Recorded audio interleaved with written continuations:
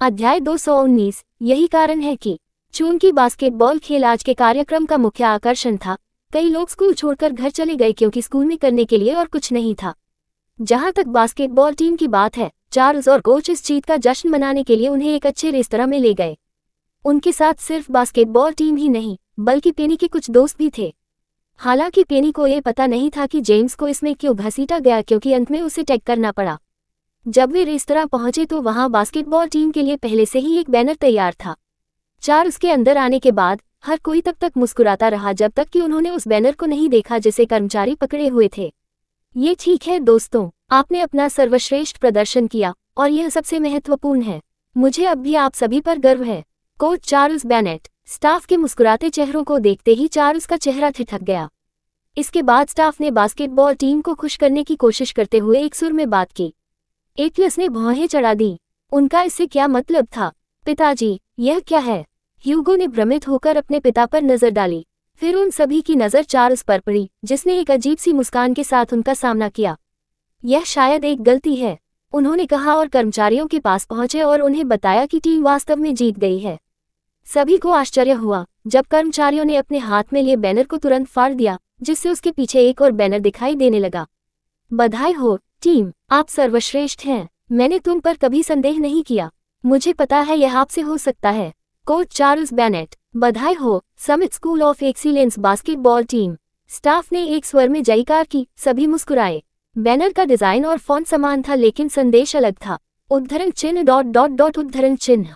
Basketball team और उनके साथ जश्न मनाने आए लोग पूरी तरह से अवाक रह गए। सभी कर्मचारी उन्हें देखकर ऐसे मुस्कुरा रहे थे मानो परिणाम भिन्न होने की स्थिति में उन्होंने कोई अतिरिक्त बैनर ही नहीं फाड़ा हो। ये पूरी तरह से हास्यास्पद था। चार्ल्स हंसे और गर्व भरी मुस्कान के साथ कर्मचारियों के बीच खड़े हो गए। ऐसा नहीं लगा कि वह इस बात से परेशान था कि उसने 2 बैनर तैयार किए थे। पेनी, तुम्हारे पिता थोड़े नासमझ हैं, है ना? लिली पेनी के पास फुसफुसाए। यह उससे बहुत अलग है जैसा मेरे पिता ने उसका वर्णन किया था। पेनी ने लिली की ओर देखा और असहाय होकर मुस्कुराया।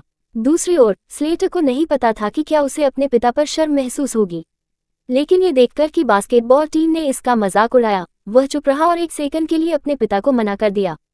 चूंकि पेनी और स्लेटर टेबल पर अराजकता में शामिल नहीं होना चाहते थे, उन्होंने लिली, गिन्नी और जेम्स के साथ दूसरी टेबल पर बैठना चुना। तुम यहाँ क्यों हो? पेनी ने पूछा। जब वे अपने भोजन की प्रतीक्षा कर रहे थे तो उनकी नज़र जेम्स पर पड़ी। जेम्स उसके सामने स्लेटर के पास बैठा था। मुझे नहीं पता, वह घबरा गया। मुझे बस इतना पता है कि मैं घर जा रहा था, लेकिन अचानक मैं आपके और टीम के साथ बस में था। क्या मुझे जाना चाहिए? मैं बस पूछ रहा हूँ, पेनी ने चिल्लाया। आपको ऐसा दिखाने की जरूरत नहीं है कि मैं आपका पीछा कर रहा हूँ।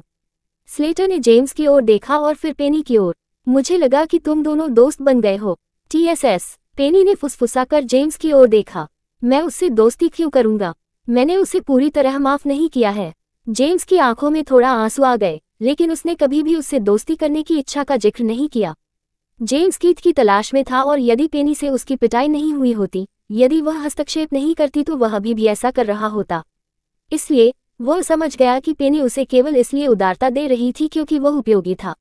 उसने तुम्हारे साथ क्या किया, पेनी? लिली ने शुद्ध जिज्ञासा से पूछताछ की। पेनी, स्लेटर और जेम्स ने लिली और गिन्नी को देखा। सही, ये दोनों स्लेटर की बदमाशी से अनजान थे। लिली ने थोड़ा टेढ़ा होकर जेम्स की ओर देखा। क्या आपने पहले पेनी को चुना था? उसने पूछा। अगर ऐसा है तो मैं उसे फैन क्लब से बाहर निकालने के लिए तैयार हूँ। ऐसा नहीं है, स्लेटर ने उत्तर दिया, क्योंकि वह जानता था कि उसे ही इसका उत्तर देना चाहिए। यह कोई बहुत बड़ी समस्या नहीं है और यह सब अतीत की बात है। वह मुस्कुराया और हंसा। इसके बारे में चिंता मत करो, यह अब तक हो गया है, तो चलिए इसे ऊपर नहीं लाते हैं। पेनी और जेम्स ने स्लेटर पर नजर डाली। पहले ने थोड़ी आह भरी जबकि दूसरे ने लगभग रोया। पेनी से माफी न पाना और किसी प्रकार का वास्तविक कमीना बनना जेम्स के लिए बहुत बेहतर था।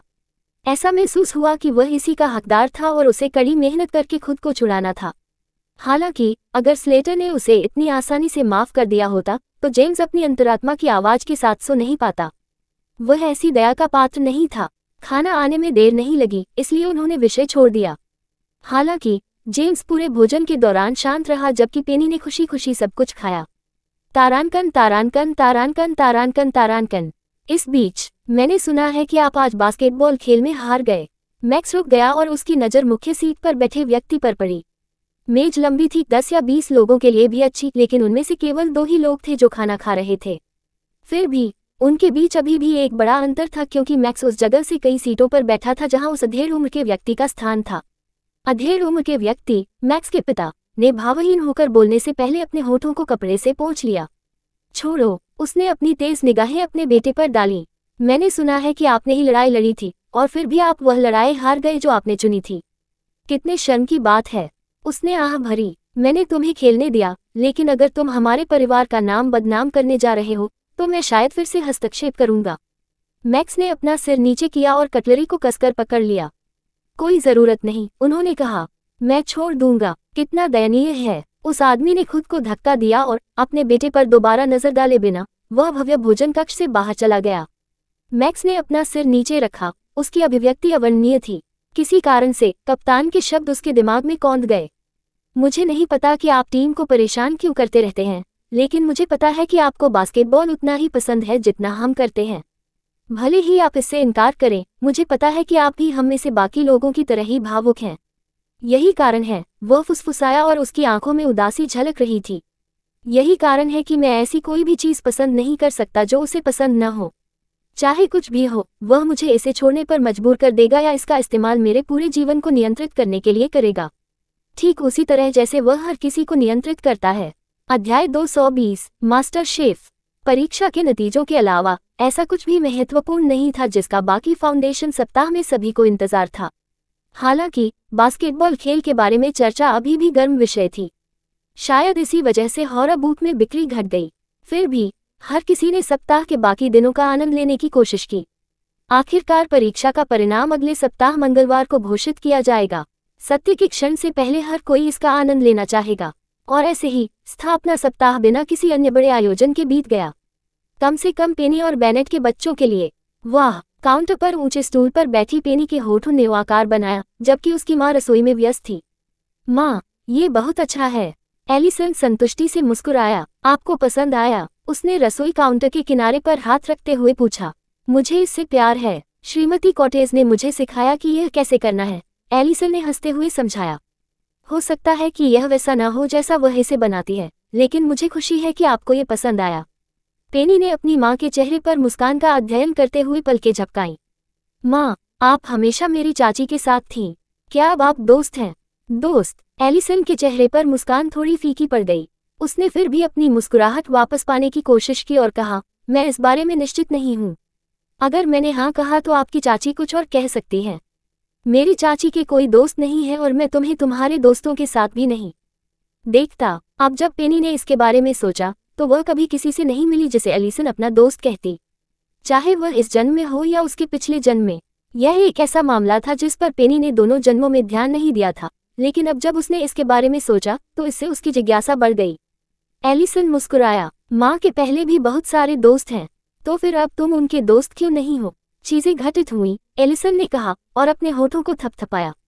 हम बड़े हुए और फिर हमारा अपना परिवार था, लेकिन वे अभी भी मेरे दोस्त हैं और कभी कभी हम संदेशों का आदान प्रदान करते थे। मेरी माँ वास्तव में अच्छी झूठी नहीं है। पेनी ने एलिसन द्वारा उगले गए सभी झूठों को पकड़ते हुए सोचा। तो मतलब उसके कोई दोस्त नहीं थे? एलिसन ने ताली बजाई और उसे बताया कि उसने एक और मिठाई तैयार की है और उसे जांचने के लिए जल्दी से फ्रिज के पास गई। उसे देखकर पेनी की आंखों में जिज्ञासा धीरे धीरे चिंता में बदल गई। अपने माता पिता के भाग्य को याद करते हुए उसने सोचा, माँ की मृत्यु मुझसे पहले हो गई थी। हमारे परिवार और पिताजी की मृत्यु के बारे में कलंक इतना बढ़ गया था कि वह बर्दाश्त नहीं कर पाए और दिल का दौरा पड़ने से उसकी मृत्यु हो गई।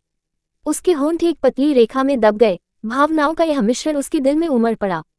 पेनी द्वारा इसके बारे में ज्यादा नहीं सोचने का एकमात्र कारण ये था कि उसके माता पिता की मृत्यु कई वर्षों बाद हुई थी।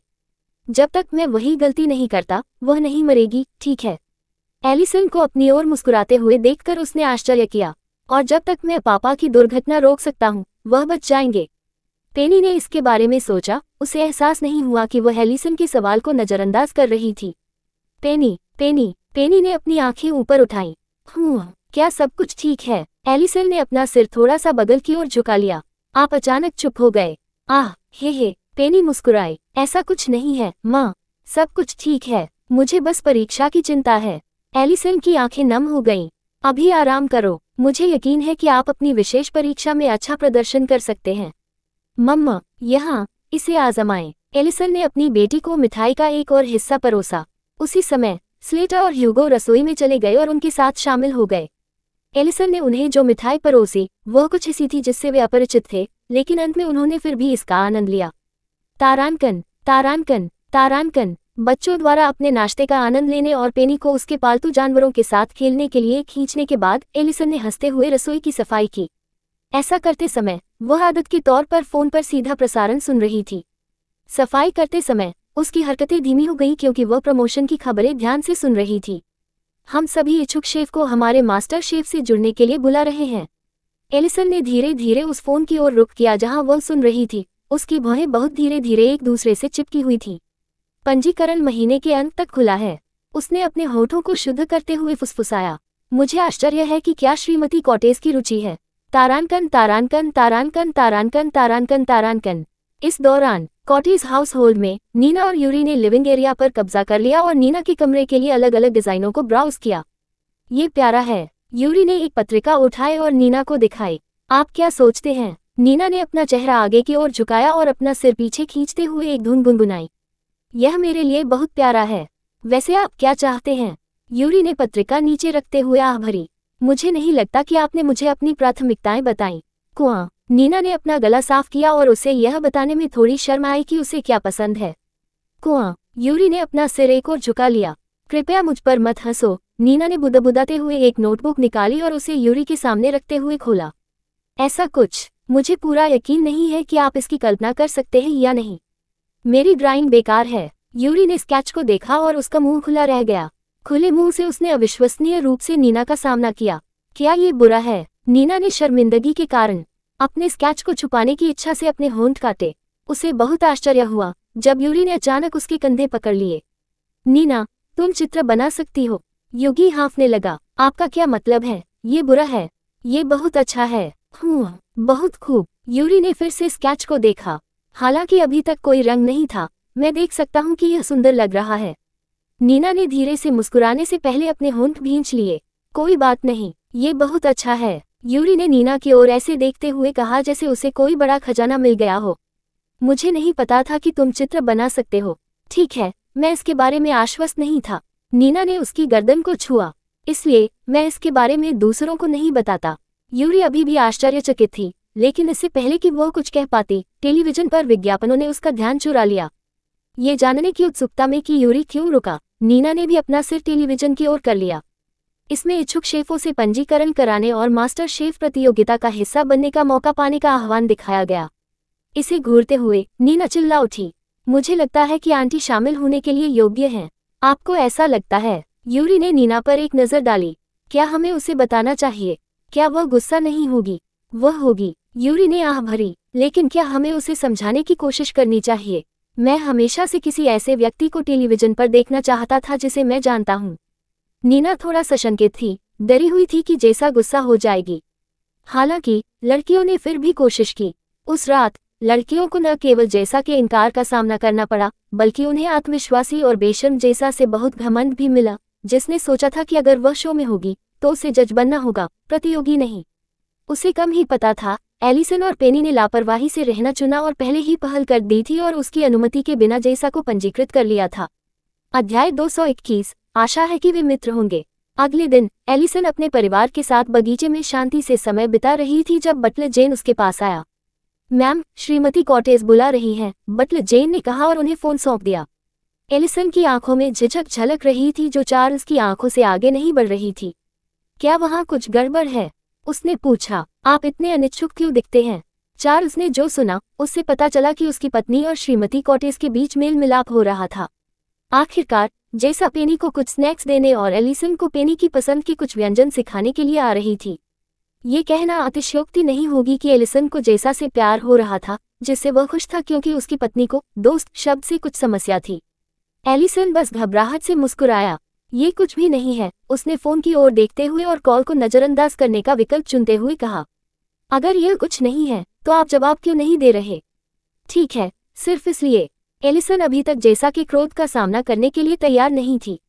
एलिसन के होठों से एक गहरी सांस छूटी, ये सोचते हुए कि उसने एक दिन पहले क्या किया था। वह नहीं जानती थी कि जैसा की अनुमति न मांगने का उस पर क्या प्रभाव पड़ा। वह पेनी को भी उसके आग्रह के लिए दोषी नहीं ठहराना चाहती थी। इस समय बच्चे कुछ नाश्ते के लिए वापस आए। माँ, क्या कुछ गड़बड़ है? ह्यूगो ने पेनी के बैठने के लिए एक कुर्सी को लापरवाही से खींचते हुए पूछा। आप कुछ पीले लग रहे हैं। जब पेनी बैठी तो ह्यूगो उसके बगल में बैठ गया। दूसरी ओर स्लेटर अपने पिता के बगल वाली दूसरी कुर्सी पर बैठ गया। आप ऐसी लग रही थी जैसे आपने कोई भूत देख लिया हो, माँ, स्लेटर ने इशारा किया। मुझे अब डर लग रहा है। पिताजी, क्या हमें अपने घर को आशीर्वाद देने के लिए एक पुजारी को आमंत्रित करना चाहिए? चार्ल्स ने घर से बाहर निकलते एटलस को पकड़ते हुए अपना सिर हिलाया। एटलस एकमात्र ऐसा व्यक्ति था जो पेनी और उसके पालतू जानवरों के साथ नहीं खेल रहा था। जब एटलस ने एलिसन के चेहरे का भाव देखा तो उसने भौहें चढ़ा ली। माँ, मुझे लगता है कि आपको कुछ लोहे की जरूरत है। हाँ, एलिसन पेनी की ओर देखते हुए घबराहट से हंसा। श्रीमती कॉटेज बुला रही है। पेनी, उससे क्या चाहिए? स्लेटर ने भौहें चढ़ा ली और एटलस की ओर ऐसे देखा मानो वह चाहता हो कि उसका पहला भाई सत्ता संभाले। एटलस उत्सुकतावश खाली सीट पर बैठ गया। तरबूज कहाँ हैं? बटलर जेन ने मुझसे कहा कि यहाँ कुछ हैं। बच्चों, तुम इस मामले को भटका रहे हो। चार्ल्स ने आह भरी क्योंकि ऐसा लग रहा था कि उसके बच्चों के पास इस समय कुछ अलग मुद्दे हैं। इसलिए उन्होंने पेनी पर नजर डाली क्योंकि ऐसा लग रहा था कि उनकी बेटी को एलिसन की दुविधा का कुछ अंदाजा था। पेनी, तुमने क्या किया? पापा, मैंने कुछ नहीं किया। अभी तक। जब से पेनी ने अपने पिता को बस के नीचे फेंका, चार्ल्स अधिकाधिक आलोचनात्मक होता जा रहा था। हालांकि यह नकारात्मक तरीके से नहीं था। यह ऐसा था जैसे चार्ल्स समझ गया था कि पेनी न केवल प्यारी थी और उसके जीवन में धूप का स्रोत थी, बल्कि पेनी को उसकी बेटी होने पर इतना गर्व था कि वह कभी कभी शरारती भी होती थी। फिर, माँ, तुम्हें क्यों देख रही है? एटलस ने पूछा। अब तरबूज परोसे जाने से संतुष्ट हूँ। कुआं, ये पेनी की गलती नहीं है, एलिसन ने स्पष्ट किया। यह मेरी गलती है। माँ, तुमने क्या किया? ह्यूगो ने शुद्ध जिज्ञासा से पूछताछ की। बात यह है कि मैंने श्रीमती कॉटेज को पहले से बताए बिना खाना पकाने की प्रतियोगिता के लिए पंजीकृत किया था। उद्धरण चिन्ह ... उद्धरण चिन्ह। उन सभी ने एलिसन की ओर मृत भाव से देखा। इससे पहले कि वे सोच सके कि इसके बारे में क्या महसूस किया जाए, उन्होंने जैसा कि कल्पना की और उसने उनमें से प्रत्येक पर किस तरह का प्रभाव डाला। ये हमारे घर के आसपास किसी भूत के घूमने से भी बदतर है, स्लेटर ने अविश्वास से अपनी माँ की ओर देखते हुए कहा। माँ, क्या अब आप हमसे प्यार नहीं करती? आप पेनी की चाची के साथ ऐसा क्यों करेंगे? एटलस ने निराशा में अपना सिर हिलाया जबकि ह्यूगो ने अपने पिता पर नजर डाली।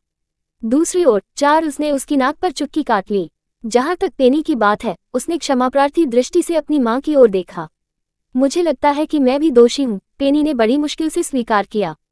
मैंने माँ को ऐसा करने के लिए प्रोत्साहित किया।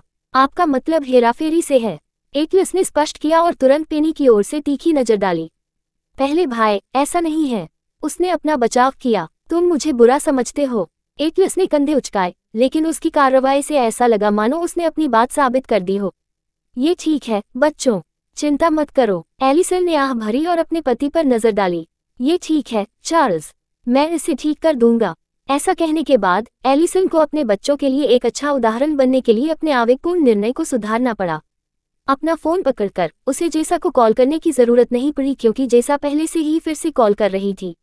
एलिसन ने कॉल का उत्तर देने से पहले घबराकर घूंट भर लिया। क्या तुम पागल हो? एलिसन ने फोन को स्पीकर मोड में भी नहीं डाला, लेकिन बगीचे की मेज के आसपास सभी ने जेसा की आवाज तेज और स्पष्ट सुनी। वे वो सब कुछ भी सुन सकते थे जो जेसा इस समय कह रही थी, और वे बता सकते थे कि वह पूरी दुनिया को टुकड़े टुकड़े करने के लिए तैयार थी। उफ, पेनी ने अपने होंठ भींचे और अपनी सीट पर सिकुड़ गई। उसके भाइयों ने अपनी मां पर नजर डाली और निर्णय लिया कि यही उसकी समस्या है। जहां तक चार्ल्स की बात है, उसका दिल अपनी पत्नी के लिए दुखता था। हालांकि ये देखते हुए कि एलिसन अपने बच्चों के लिए एक उदाहरण बनने की कोशिश कर रहा था, उसने हस्तक्षेप नहीं किया। फिर भी चार्ल्स मानसिक रूप से रोया और अपनी गरीब और सौम्य पत्नी को समझाया। आप ऐसा क्यों करेंगे? क्या आपको लगता है कि आप मेरी जिंदगी के मालिक हैं और आप मेरे लिए निर्णय ले सकते हैं? एलिसन बेनेट, आपने इस बार हद पार कर दी। आपकी हिम्मत कैसे हुई? एलिसन ने अपने होंठ दबाए, अपने परिवार की ओर देखा, जो अनसुना करने का नाटक कर रहा था। उसने एक गहरी सांस ली और अपनी आंखें बंद कर लीं। जब उसने अपनी आंखें दोबारा खोली, तो उसकी आंखों में दृढ़ संकल्प झलक रहा था। जेसा कॉटेज, मैंने आपको साइन अप किया क्योंकि मुझे लगता है कि यही वह मौका है जिसकी आप तलाश कर रही थीं। क्या आपने नहीं कहा कि आप करियर बनाने के बारे में सोच रहे हैं? मैं जानता हूँ कि आप पंजीकरण नहीं कराना चाहेंगे क्योंकि आप बहुत शर्मीले होंगे। मैंने इसे बस हम रसोई में आपके छात्र के रूप में किया। एलिसन की प्रतिक्रिया सुनकर चार्ल्स और बच्चों का खाना लगभग थम गया। एलिसन को अविश्वसनीय रूप से देखते हुए उनकी आंखें धीरे धीरे चौड़ी हो गईं। क्या उसने यह नहीं कहा कि वह माफी मांगेगी? वह बहस क्यों कर रही थी? हाँ, जेसा ने उपहास किया। वाह एलिसन, माफी भी नहीं? हो माँ, आपको बस शामिल होना चाहिए। पृष्ठभूमि में युगी ने आग्रह किया। आप गुस्से में क्यों हैं? जब आपके बारे में कोई नहीं जानता तो आप शो में जज नहीं बन सकते। एलिसन की आंखें चमक उठी। देखा, यहाँ तक कि युगी भी मेरी तरफ है। आंटी एलिसन, कृपया उससे कुछ समझदारी से बात करें। यूरी को भी सुना गया। उसके बाद जेसा की चिल्लाहट भी सुनाई दी। ये सुनकर कि जुड़वा बच्चे एलिसन के पक्ष में थे, उसे जेसा को प्रतियोगिता में शामिल होने के लिए मनाने के बारे में और अधिक आत्मविश्वास महसूस हुआ। क्षमा करें, एलिसन ने अपने बच्चों और पति से माफी मांगी, जिससे वह हतप्रभ रह गई क्योंकि वह लगातार बहस करती रही। बहुत खूब, स्लेटर विस्मय में था। क्या वह माँ है? तो माँ बहस कर सकती हैं। ह्यूगो की सांसें थम गईं। दूसरी ओर एटलस ने तरबूज का एक और टुकड़ा लेते समय अपनी नज़र एलिसन पर रखी, लेकिन इससे पहले कि वह ऐसा कर पाता, किसी ने उसका हाथ झटक दिया। जब उसने अपना सिर घुमाया तो उसने पेनी को आखिरी टुकड़ा पकड़े हुए देखा। पेनी, बाकी तरबूज कहाँ हैं? क्या कुछ ही क्षण पहले उनमें से बहुत सारे नहीं थे? जहां तक चार्ल्स की बात है, उसने अपने होठों के कोने मुड़ने से पहले एलिसन का अध्ययन किया। मुझे लगता है कि वह और श्रीमती कॉटेज मेरी अपेक्षा से अधिक मिल रही हैं। उसे उम्मीद थी कि वे दोस्त होंगे। सप्ताहांत ऐसे ही बीत गया और इससे पहले कि उन सभी को पता चलता, स्कूल वर्ष का आखिरी सप्ताह आ गया। अध्याय 222। यहाँ क्या हो रहा है? स्कूल वर्ष के अंतिम सप्ताह में छात्रों को केवल अपनी मंजूरी के लिए या स्कूल वर्ष समाप्त होने से पहले जो कुछ भी करने की आवश्यकता होती थी, उसके लिए स्कूल जाना आवश्यक था। इसलिए कई लोग केवल अपनी मंजूरी के लिए या कुछ अंक हासिल करने के लिए अतिरिक्त परियोजनाओं के लिए आए थे। हालांकि ये वर्ष अलग था। अधिकतर लोग केवल अपनी मंजूरी या अपने शिक्षक की दया के लिए नहीं आए, बल्कि इसलिए आए क्योंकि वे रैंकिंग के परिणाम को देखने के लिए उत्सुक थे। भले ही नतीजे मंगलवार को घोषित होंगे, लेकिन हर कोई पहले से ही इसके बारे में बात कर रहा था। पेनी, क्या आपने अपनी मंजूरी पर हस्ताक्षर पूरे कर लिए? लिली पेनी के पास आई क्योंकि पेनी ही एकमात्र ऐसी थी जो अपने शिक्षक के हस्ताक्षरों के लिए इधर उधर नहीं भाग रही थी। पेनी ने सिर हिलाया। मम्मा, उसे पहले ही हेडमास्टर के हस्ताक्षर मिल गए थे और वह पर्याप्त था। आखिरकार पेनी 2 सप्ताह में परीक्षा देगी। आपके लिए अच्छा है। लिली ने पेनी के पास एक कुर्सी खींचते हुए आह भरी। पेनी, तुम कल के परिणाम के बारे में क्या सोचते हो? रैंकिंग? मम्मा, कुआं। पेनी ने कंधे उचकाए और अपना चेहरा पकड़ लिया। मैं ये सब भाग्य पर छोड़ दूंगा। लिली ने बास्केटबॉल खेल के दौरान पेनी को घबराते और परेशानी में देखा था, इसलिए उसे यह कहते हुए सुनने से पता चला कि पेनी को भरोसा था कि एटलस ने अच्छा प्रदर्शन किया है। ठीक है, आप सही कह रहे हैं। लिली हंसी। आइए हम सब इसे भाग्य पर छोड़ दें। मेरा मतलब है, मुझे यकीन है कि आपके भाई ने अच्छी पढ़ाई की है। इसके अलावा उन्होंने बिना प्रयास किए ही स्टार सेक्शन का अनौपचारिक 11वां सदस्य अर्जित कर लिया। इसलिए मुझे लगता है कि सब कुछ ठीक हो जाएगा। जब पेनी ने गिन्नी को अंदर आते देखा तो उसने मुस्कुराते हुए दरवाजे की ओर अपनी आंखें सिकोड़ लीं। गिन्नी, तुम वापस आ गई। पब फ्यूचर विज्ञापन। ओह पेनी, गिन्नी अपने चेहरे पर एक अवर्णनीय भाव के साथ उनके पास पहुंची। क्या हुआ गिन्नी? लिली से पूछा। क्या सब कुछ ठीक है? गिन्नी ने अपने होंठ भींचे। कोई तुम्हें ढूंढ रहा है। पेनी? कौन? पेनी ने सहजता से दरवाजे की ओर देखा, तभी डीन को बाहर खड़ा देखा। उसके होंठ नीचे की ओर मुड़े और दूसरी ओर देखने लगे। मैं उसे नहीं जानता। पेनी, तुम नहीं, रुचि नहीं है। गिन्नी और लिली ने एक दूसरे से नजरें मिलाने से पहले पेनी को घूरकर देखा। उनकी कक्षा के बाहर का वह व्यक्ति स्टार अनुभाग से शीर्ष एक था। हालांकि वे नहीं जानते थे कि वह वहां क्या कर रहा था, वे ये भी जानते थे कि उसे नजरअंदाज करना असभ्यता थी। उनके चेहरों पर विरोधाभासी भाव देखकर पेनी ने एक गहरी आह भरी। ठीक है, पेनी ने कहा और बिना शब्द बोले कुर्सी से उठ गई। वह प्रवेश द्वार के पास पहुंची। उसे उस लड़के से बात करने में जरा भी दिलचस्पी नहीं थी। उसने बस उसके लिए दरवाजा बंद करने की योजना बनाई थी ताकि गिन्नी और लिली असहज महसूस न करें। लेकिन जैसे ही पेनी दरवाजे तक पहुंची, वह रुक गई। बधाई हो, लड़के ने उसकी ओर मुस्कुराते हुए कहा। पेनी ने अपनी भौहें सिकोड़ ली और उस पर घृणित दृष्टि डाली। इस बार क्या उगल रहे हो? मैं आपको शर्त जीतने के लिए बधाई दे रहा हूं, उन्होंने कहा। मुझे यकीन है कि आपको सट्टेबाजी पूल से बहुत कुछ मिला है। पेनी के चेहरे का भाव बदल गया। वह जानता था कि मैंने सट्टेबाजी पूल शुरू किया है। उन्होंने कहा, मैं आपके भाई को स्टार सेक्शन में आने के लिए बधाई देना चाहता हूँ, लेकिन मुझे वास्तव में उसकी परवाह नहीं है। लेकिन मैं सिर्फ ये कहना चाहता हूँ क्योंकि मुझे लगता है कि हम एक दूसरे को और अधिक बार देखेंगे। मैं स्टार सेक्शन में नहीं जा रही हूँ, उसने बुदबुदाया, ये सुनिश्चित करते हुए कि वहाँ उसकी बात सुनने वाला कोई नहीं था। वह नहीं चाहती थी कि दूसरे लोग इस बारे में बहुत बड़ा हंगामा करें। आखिरकार पेनी को फैन क्लब से बमुश्किल छुट्टी मिली और वह अभी आराम करना चाहती थी। मैं उस बारे में बात नहीं कर रहा हूँ, डीन हंसा और सीधा खड़ा हो गया। तुम्हें भविष्य में पता चलेगा। वैसे भी बस इतना ही, तुम्हें देखकर हमेशा अच्छा लगता है। ऐसा कहने के बाद डीन चला गया जबकि पेनी ने उसकी पीठ पर अपनी निगाहें गड़ा दी। जब वह पहली बार सड़क पर इस लड़के से मिली तो उसे पहले से ही लगा कि वह अजीब था, लेकिन हॉरर बूथ में उससे दोबारा मिलने के बाद उसने तुरंत उसे नापसंद कर दिया और अब वह उसे और भी अधिक नापसंद करने लगी। उसको क्या हुआ है? वह बुदबुदाया, वह ऐसा व्यवहार कर रहा है जैसे हम एक दूसरे को जानते हैं। मैं वास्तव में किसी कारण से उसे पसंद नहीं करता। किसी के कार्य या उसके चरित्र को देखकर उसे पसंद न करना एक सामान्य प्रतिक्रिया थी।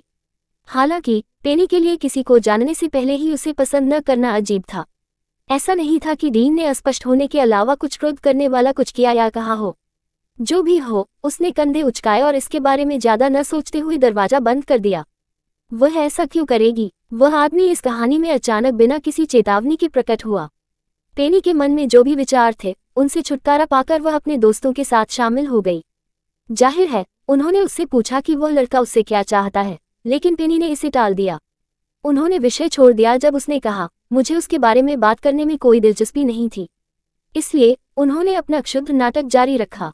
तारांकन, तारांकन, तारांकन। जिस दिन रैंकिंग परिणाम घोषित किया जाएगा, छात्र परिणाम देखने के लिए मुख्य बुलेटिन में उमड़ पड़े। हर किसी को आश्चर्य हुआ, ये वह नहीं था जिसकी उन्हें उम्मीद थी।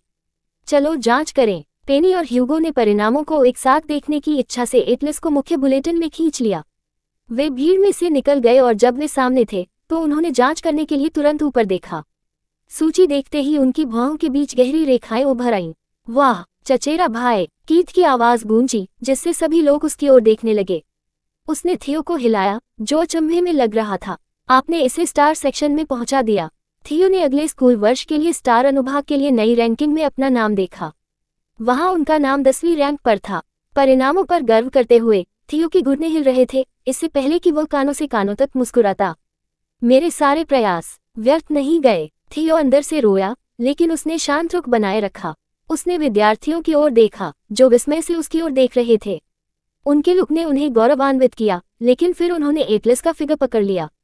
एटलस, थियो ने मुस्कुराते हुए फोन किया, क्योंकि उसने सूची में एटलस का नाम नहीं देखा था। खैर, जब थियो ने अपना नाम 10वीं रैंक पर देखा तो उसने जांच करना बंद कर दिया। उन्हें ये जांचने की जरूरत नहीं थी कि एटलस ने इसे बनाया है या नहीं, क्योंकि वे केवल 10वें स्थान के लिए लड़ रहे थे। एटलस, वह एटलस के पास पहुंचे और मुस्कुराहट दी। ये ठीक है यार, मुझे पता है कि तुमने अपना सर्वश्रेष्ठ प्रदर्शन किया और हर कोई इसके बारे में जानता है। इसलिए अगर तुमने रैंकिंग में प्रवेश नहीं किया तो बुरा मत मानना। बुलेटिन बोर्ड पर नजरें गड़ाने से पहले एटलस ने बस उस पर नजर डाली। धीरे धीरे उसके दिल में गुस्सा उमड़ने लगा, मानो उसकी आंखें बुलेटिन बोर्ड में छेद कर सकती हैं। यहाँ तक कि पेनी का चेहरा भी काला पड़ गया। उसने अपने बैग की पट्टियों को कसकर पकड़ लिया। यहाँ क्या हो रहा है? अध्याय 223। सभी कहानियों का एक दूसरा पक्ष होता है।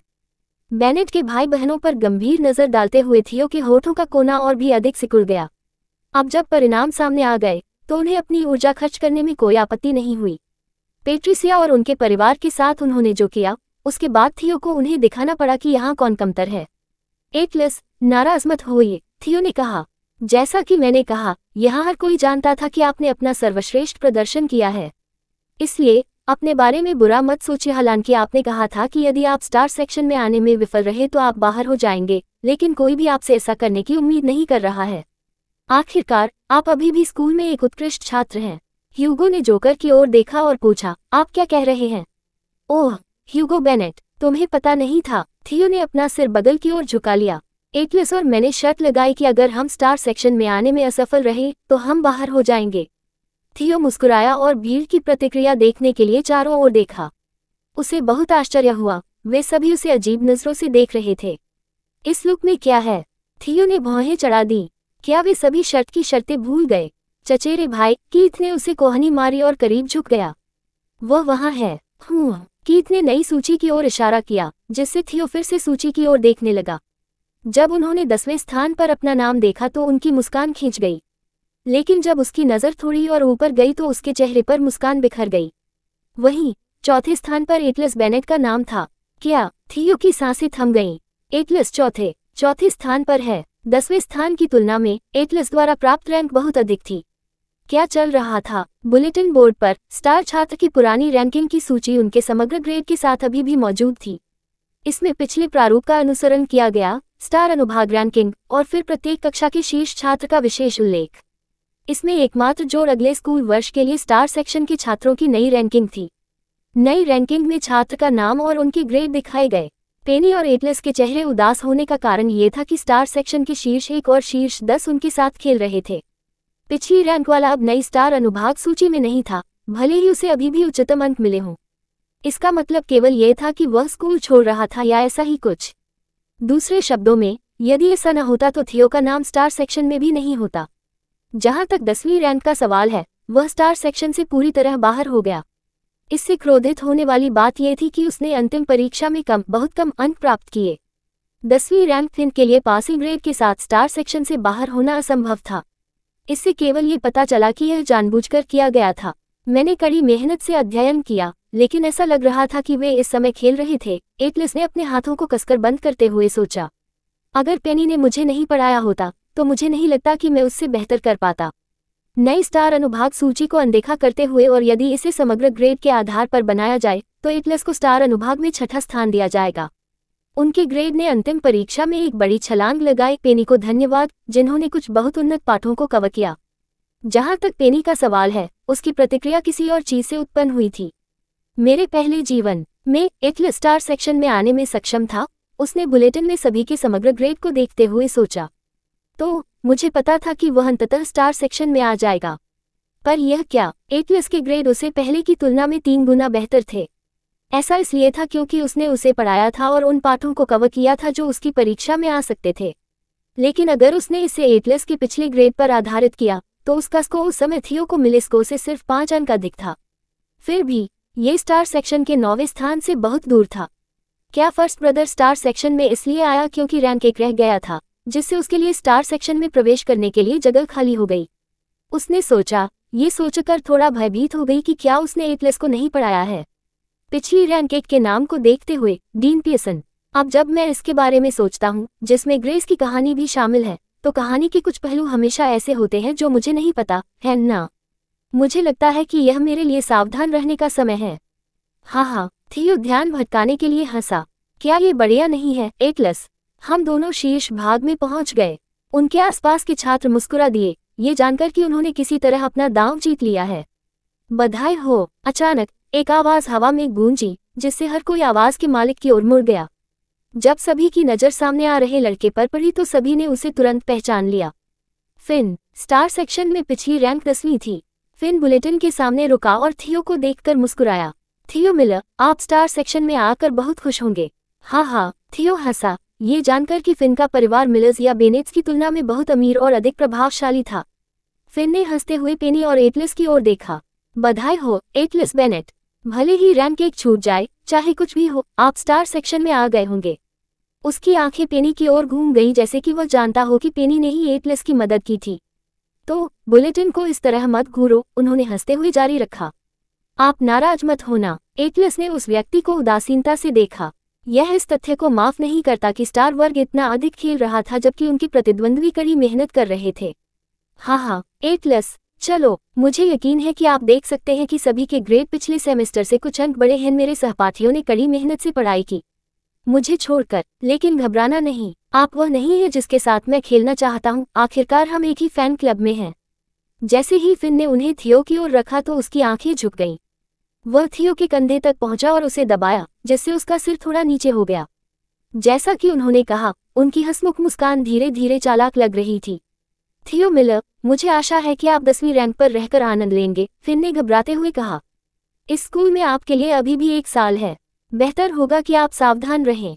जब मैं इसकी रखवाली कर रहा था तो लोग 10वीं रैंक को चुनौती देते रहे। मुझे आशा है कि आप इसे इसी तरह से संरक्षित करेंगे और आपको प्रार्थना करनी चाहिए कि मैं शीर्ष खंड में पर्यावरण में बदलाव का आनंद उठा सकूंगा। थियो ने धीरे धीरे फिन की ओर देखते हुए गश्ख लिया।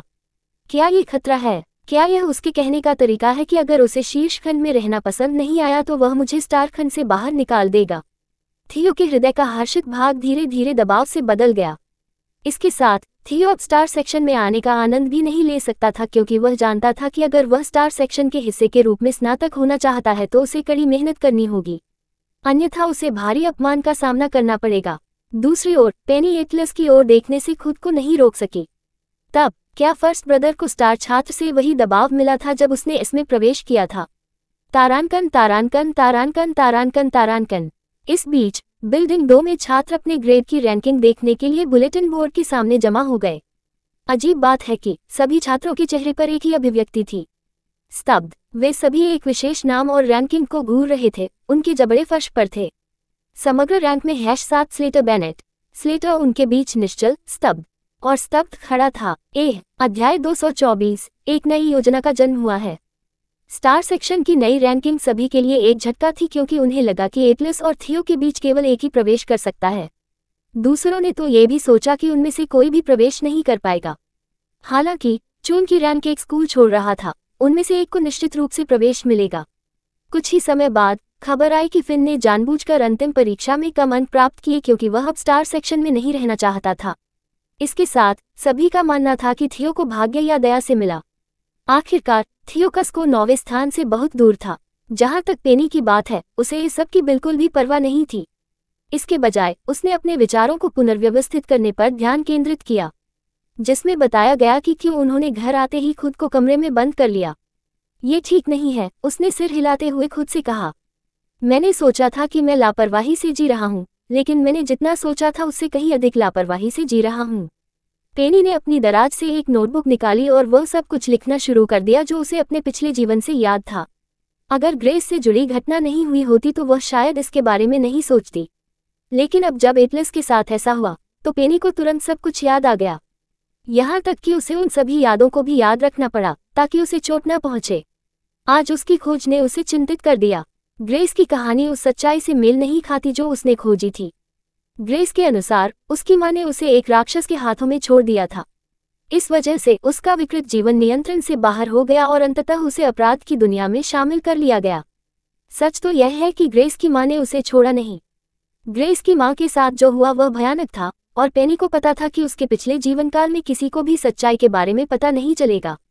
हालांकि यह उतना भयानक नहीं था, एटलस की स्थिति वैसी ही थी। अपने पिछले जीवन में एटलस अचानक से स्टार सेक्शन में आ गई। उन्होंने स्टार सेक्शन को चुनौती नहीं दी, ऐसे में उनके स्टार सेक्शन में आने की खबर सभी के लिए चौंकाने वाली थी। लेकिन अगर पेनी रैंक 1 छोड़ने के विवरण से चूक गए तो कोई आश्चर्य नहीं कि एटलस स्टार सेक्शन में आ गया। लेकिन क्योंकि इस बार एक चुनौती है, इससे सभी को यह विचार आया कि स्टार सेक्शन में बदलाव हो सकता है। परिणाम स्वरूप 10वीं रैंक वाला फिन, जो एक परपीड़क पक्ष लगता था, खेल में आया। उसने बड़बड़ाते हुए कहा, लेकिन अगर उसके जैसा कोई व्यक्ति स्टार सेक्शन में था जब एटलस इसमें शामिल हुआ, तो मैं केवल कल्पना कर सकता हूं कि एटलस को कितना उत्पीड़न सहना पड़ा होगा। एटलस भावनाएं दिखाने या अपने मन की हर बात कहने का प्रकार नहीं था। हालांकि अब की तुलना में और पहले की तुलना में उनमें काफी बदलाव आ गया है।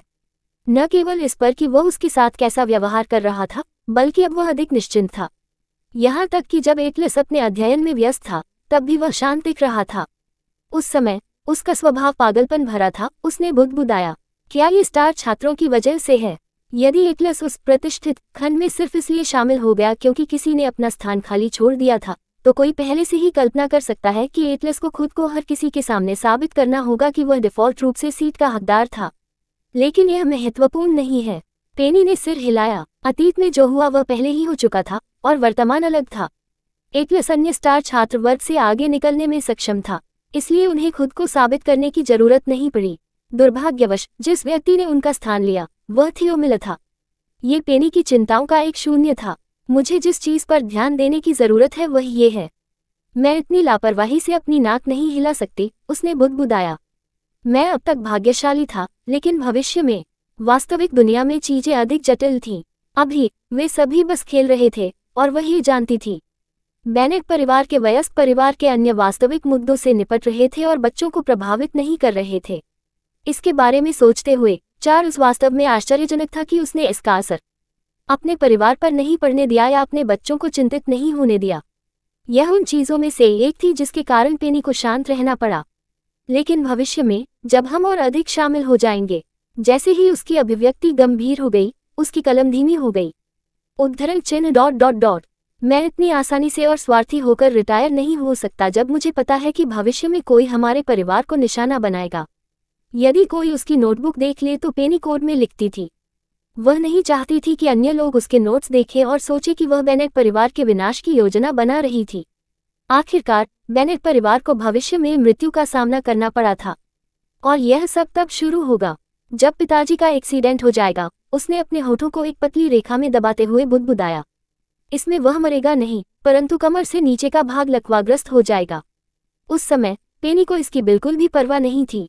वह ऐसा क्यों करेगी? उन्होंने कभी उसकी परवाह नहीं की। वह बस इतना चाहती थी कि खुद को उनके जीवन से दूर कर ले और जिस तरह से वह चाहती थी वैसे जिए। लेकिन अब जब उसे स्वीकार करना पड़ा कि उन्होंने उसके दिल में एक छोटी सी जगह ले ली है, तो वह उन सभी को गिरते हुए नहीं देखना चाहती थी, जबकि वह पहले से ही जानती थी कि उनके लिए क्या होने वाला है। सबसे पहली बात, बच्चा बदल गया। क्या ये सचमुच एक दुर्घटना है? इस बार वह पूरी तरह से रुक गई और उसकी आंखों में एक चमक चमक उठी। पिताजी ने सेना क्यों छोड़ी? अपने दिल की गहराई में पेनी को उम्मीद थी कि भविष्य का उस बात से कोई लेना देना नहीं है जो पहले ही हो चुका है। यदि बच्चे की अदला बदली उस योजना का हिस्सा थी जो अब से 1 दशक बाद चलेगी, तो इसका मतलब केवल ये होगा कि पेनी को शुरू से ही सब कुछ फिर से करना और पुनर्विचार करना होगा। इसका मतलब केवल यह था कि इस परिवार में होने वाली सभी भयानक चीजें किसी न किसी तरह से घटित होंगी। क्या मुझे अब भी चले जाना चाहिए? उसे आश्चर्य हुआ। लेकिन फिर अभी कुछ नहीं होगा। इसके अलावा कुछ भी नहीं होगा अगर वह चीजों को वैसे ही चलने दे जब तक कि उसे हस्तक्षेप न करना पड़े। कहने की जरूरत नहीं है, पेनी कुछ भी नहीं कर सकती थी क्योंकि वह इस समय बच्ची थी। इसलिए उसके पास जल्दी से वयस्क होने और इसके लिए तैयारी करने के अलावा कोई विकल्प नहीं था। लिखना पूरी तरह से बंद करने पर पेनी की आंखों में एक चमक चमक उठी। उसने कोड में लिखे अपने नोट्स को देखा और अपना सिर हिलाया। आज रात एक नई योजना का जन्म हुआ। दस्तक दस्तक। पेनी ने पीछे मुड़कर दरवाजे की ओर देखा और एलिसन को दरवाजा खोलते देखा। पेनी, आओ, चलो अपने पहले भाई और तीसरे भाई की जीत का जश्न मनाएं, उसने कहा और पेनी उज्ज्वल रूप से मुस्कुराई। इस घर को छोड़ने तक पेनी ने अपने बचपन को संजोने की योजना बनाई क्योंकि एक बार जब वह चली गई तो उसके लिए यह पहले जैसा कभी नहीं रहेगा। स्थिति नहीं, और वह फिर से वही बच्ची नहीं होगी। इस बार इस जीवनकाल में पेनी इसकी तह तक पहुंचेगी, अपने और अपने परिवार के लिए। Subscribe for latest updates and more similar stories.